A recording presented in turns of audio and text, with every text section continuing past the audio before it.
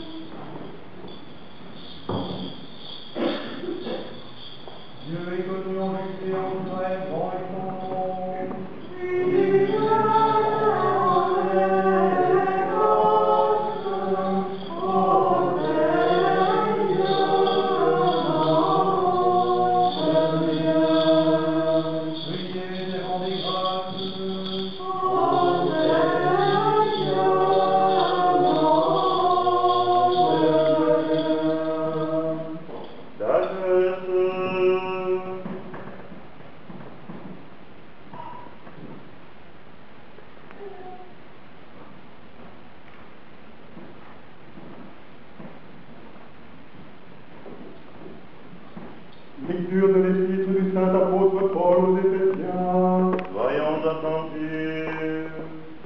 Frères, je vous encourage, moi qui suis en prison à cause du Seigneur, à mener une vie digne de l'appel que vous avez reçu, en toute humilité, douceur et patience, vous supportant les uns les autres avec charité.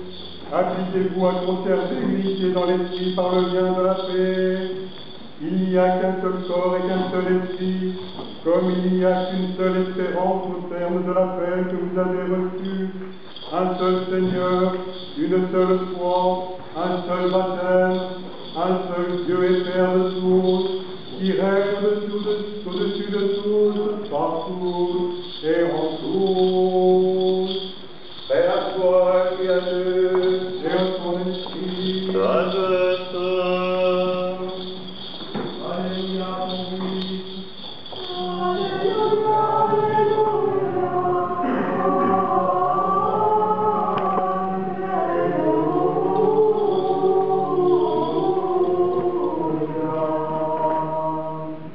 Venez, réjouissons-nous pour le Seigneur, acclamons Dieu notre Sauveur. Alléluia, Alléluia, Alléluia.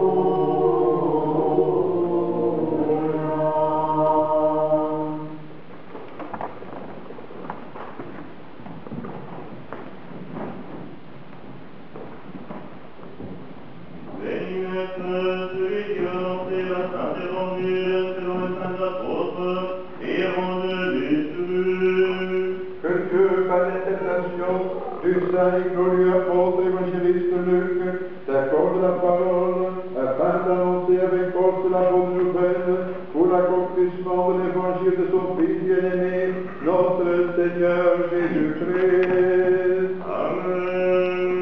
Sagesse selon nos droits, écoutons le saint évangile, paix à vous tous. Lecture du saint évangile selon salut.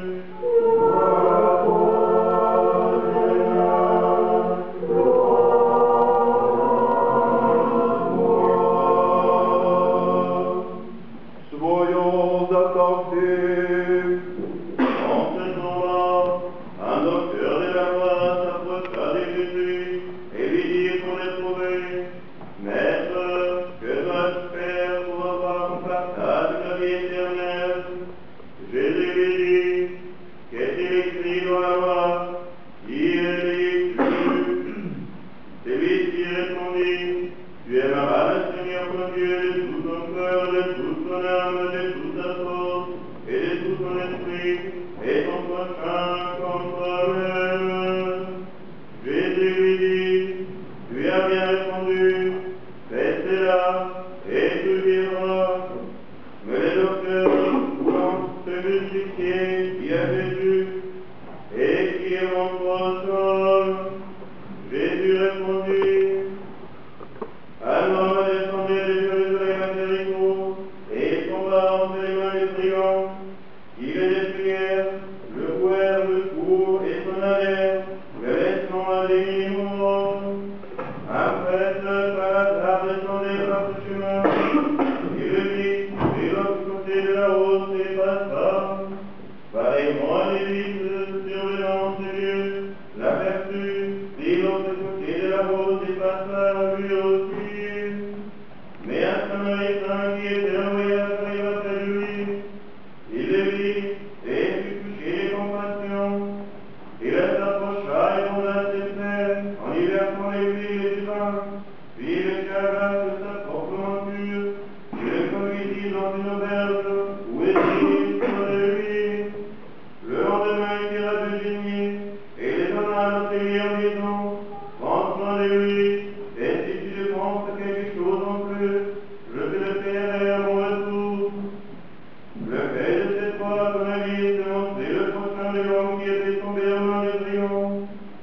Le docteur répondit, c'est celui qui a pratiqué la miséricorde envers lui. Jésus lui dit alors, va et toi aussi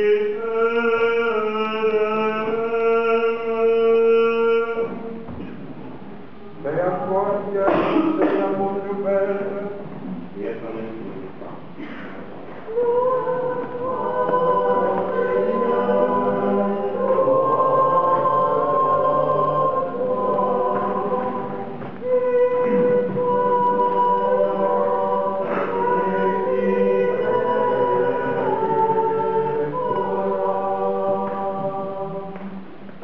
au nom du Père et du Fils et du Saint-Esprit. Mes révérends Pères, mes frères et sœurs bien-aimés en Christ, dans l'Église catholique et orthodoxe, dans nos deux églises si vous voulez, on a commencé la préparation de la fête de Noël. Dans l'Église latine, on l'appelle l'Avent, et chez nous, c'est le carême de la Nativité. Et dans ces deux églises, liturgiquement, il y a une fête qui marque cette entrée dans cette préparation. Et c'est la fête de la présentation de la Vierge au Temple, que, selon le nouveau calendrier, que nous avons célébré déjà le 21 novembre, et selon l'ancien calendrier, c'est aujourd'hui qu'on célèbre cette fête. Pourquoi est-ce que nous célébrons cette fête au début de la préparation de Noël? Cette fête nous explique que nous tous, nous devons préparer notre cœur, Nous devons préparer le sanctuaire de notre vie, le temple de l'Esprit Saint, afin que le Seigneur puisse y entrer. Parce que cette préparation, cette entrée du Seigneur, cette arrivée, si vous voulez, ce n'est pas un événement sans préparation, pas du tout. Pour vraiment recevoir le Christ dans son cœur, pour être un vrai chrétien, nous devons faire des efforts. Nous devons préparer l'entrée du Seigneur dans l'intimité de notre cœur. Et c'est exactement le sens, je pense, de chaque carême, soit le grand carême, soit le carême avant Noël, et c'est la signification de la fête, de la présentation de la Vierge au temple, car selon l'histoire très pieuse, la Sainte Vierge, comme petit enfant, a été conduite vers ses parents, vers le sanctuaire. Elle a vécu dans le Saint des Saints, et selon une tradition rabbinique, elle a été nourrie par des anges, et qui ont été nourris par des anges avant elle, Adam et Ève, dans le paradis. Donc, c'est une fête, il ne faut pas poser la question, est-ce que c'est historiquement vrai? C'est une fête d'une idée, qu'il faut se préparer pour entrer dans le temple de Dieu, pour devenir chrétien, pour retrouver le paradis. Qu'est-ce que nous devons faire en fait? Quelqu'un qui veut vraiment entrer dans le temple de Dieu, qui veut devenir un chrétien, je pense qu'il doit monter un escalier avec 3 marches. Premièrement, il faut monter la première marche, c'est-à-dire il faut quitter la rue. Quelqu'un qui veut être chrétien ne peut pas vivre dans la rue. Il ne peut pas vivre selon les modalités de ce monde. Non, il doit, dans un certain sens, quitter ce monde pour entrer dans le temple. Et vous l'avez fait ce matin. Vous avez quitté la rue pour être ensemble dans ce sanctuaire. Parce que c'est ici qu'on peut trouver Dieu. Mais cela ne suffit pas. Parce qu'à la cathédrale de Strasbourg, comme dans la nôtre à Paris, chaque dimanche l'après-midi, il y a beaucoup de visiteurs qui font cette marche, qui quittent la rue pour voir l'intérieur du temple. Et ils sont très pieux, vous savez, ils respectent nos habitudes, enfin, c'est entre eux en tout cas, mais ils ne sont pas encore des chrétiens. Pour être chrétien, il faut encore monter une marche. Dans le sanctuaire, il faut rencontrer, voir le Christ. Et dans chaque église chrétienne, il y a une présence du Christ, que ce soit par la Bible sur l'autel, par les statues et par les icônes. Et on peut les regarder et on peut dire, oui, ici, c'est le Christ. C'est un des maîtres spirituels de l'humanité.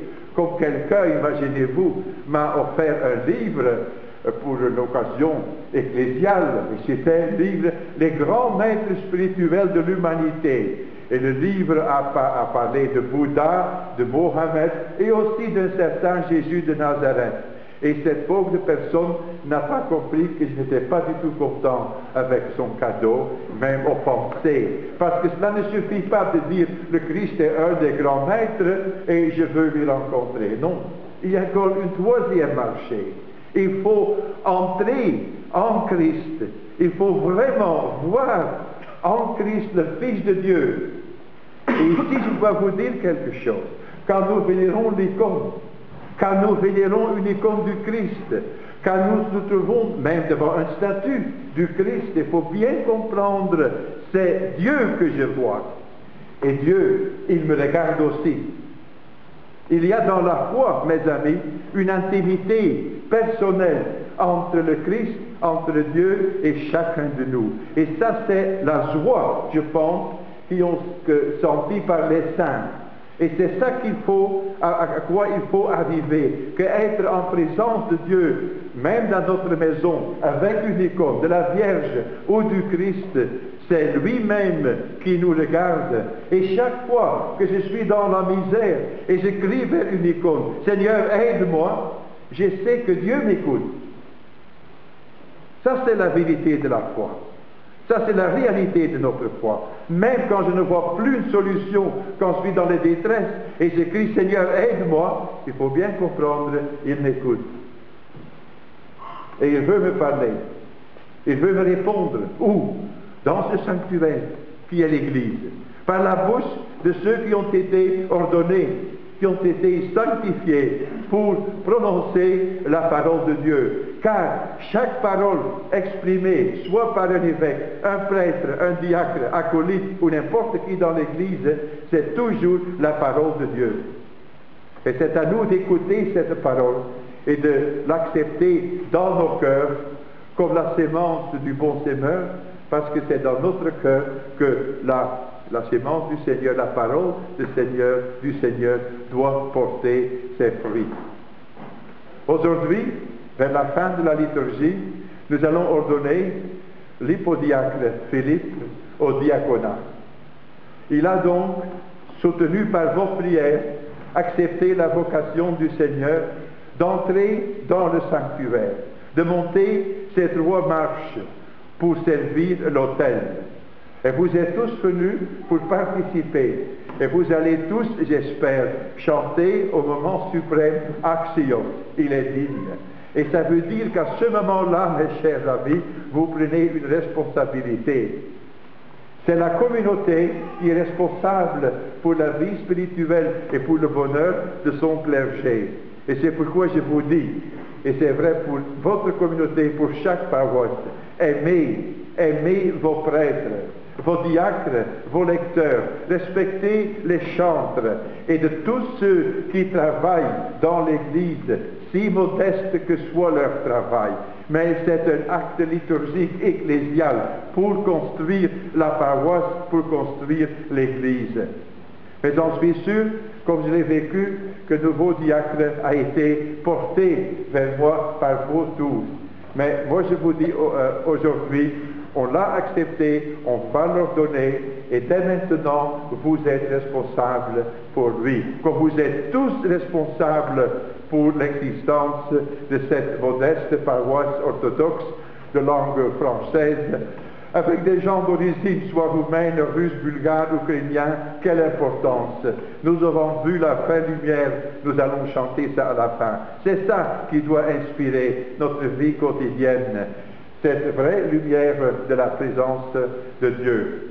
Donc, continuons cet office liturgique, cette Eucharistie, cette sainte liturgie devant le Seigneur pour la gloire de Dieu et pour le salut, pas uniquement de nous, mais pour le salut du monde entier.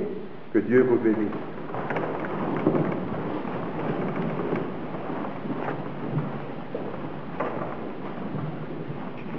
Oh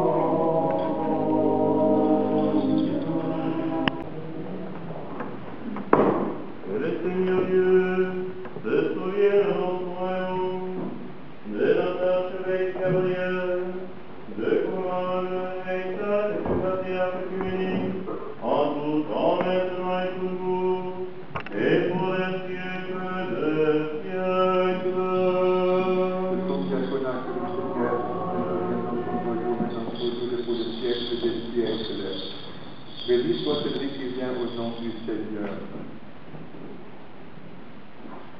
De sa toute sainteté, le patriarche écuménique Bartholomé et de tous les épiscopes orthodoxes, que le Seigneur Dieu souvienne dans son royaume, maintenant et toujours, et pour les siècles des siècles.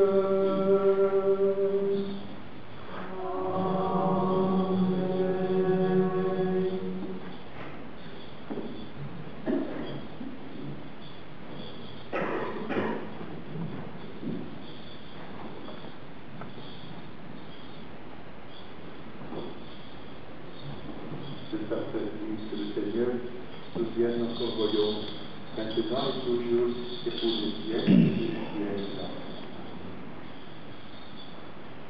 De tout l'épiscopat orthodoxe, de l'ordre vénérable des prêtres, du diaconat en Christ et de tout ordre sacré, que le Seigneur Dieu souvienne dans son royaume, maintenant et toujours et pour les siècles des siècles, de ce pays, la France, où nous vivons, de tous ceux qui nous gouvernent et protègent, les fondateurs et bienfaiteurs de cette sainte paroisse et de cette sainte Église, de tous ceux qui ont servi devant l'autel du Seigneur, l'hypodiacre Philippe, qui va être nommé au diaconat, et de tous ceux qui ont accompagné jusqu'à ce moment toute sa parenté, de vous tous, chrétiens orthodoxes, que le Seigneur Dieu souvienne dans son royaume, maintenant et toujours, et pour les siècles des siècles.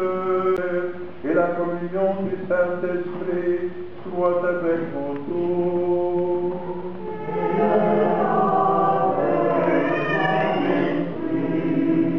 Et les bons rendons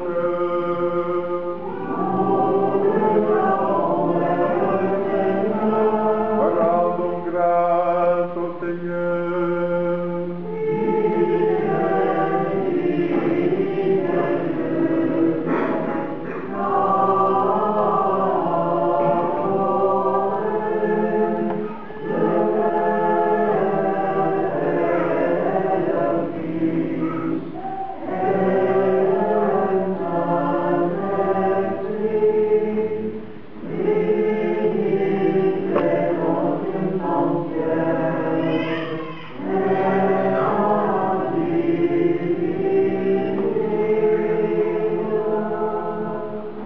J'entends clamant l'hymne de victoire et disant.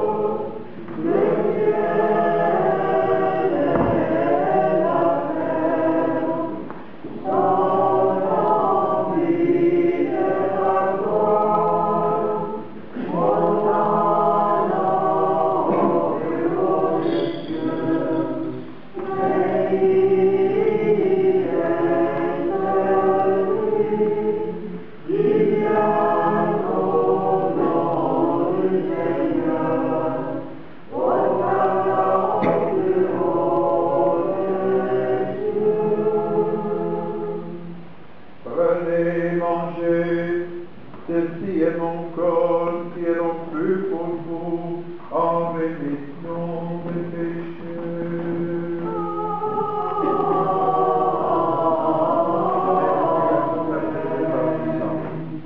Buvez en tous, ceci est mon sang, le sang de la nouvelle alliance, répandu pour vous et pour la multitude en rémission des péchés.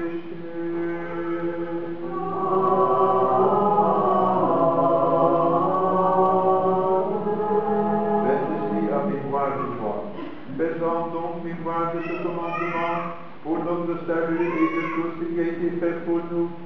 La croix, le tombeau, la résurrection au troisième jour, l'ascension au ciel, le siège à ta droite, le second et glorieux, nouvel avènement qui est à toi et qui vient de toi, nous te l'offrons en tous et pour tous.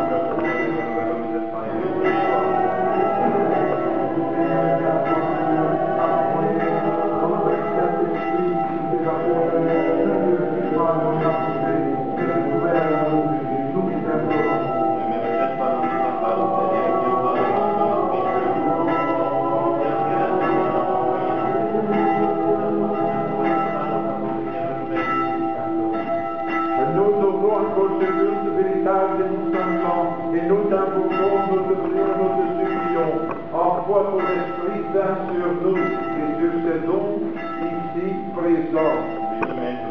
Et fais de ce pain le corps précieux de ton Christ. Et de ce qui est dans ce calice, le sang précieux de ton Christ. Opérant leur changement par ton Esprit Saint. Amen, amen, amen. Afin qu'il soit pour ceux qui communiquent l'unité de l'âme, rémission des péchés, communion de ton Saint-Esprit, plénitude du royaume des cieux, audace, confiance auprès de toi et non jugement ou condamnation. Nous t'offrons encore ce culte véritable pour ceux qui ont trouvé le repos dans la foi, les ancêtres, les pères, les patriarches, les prophètes, les apôtres, les prédicateurs, les évangélistes, les martyrs, les confesseurs, les ascètes, et pour tout esprit juste accompli dans la foi. Et tout particulièrement pour notre très sainte, très pure, toute miséricordieuse souveraine, la Mère de Dieu et toute Vierge Marie.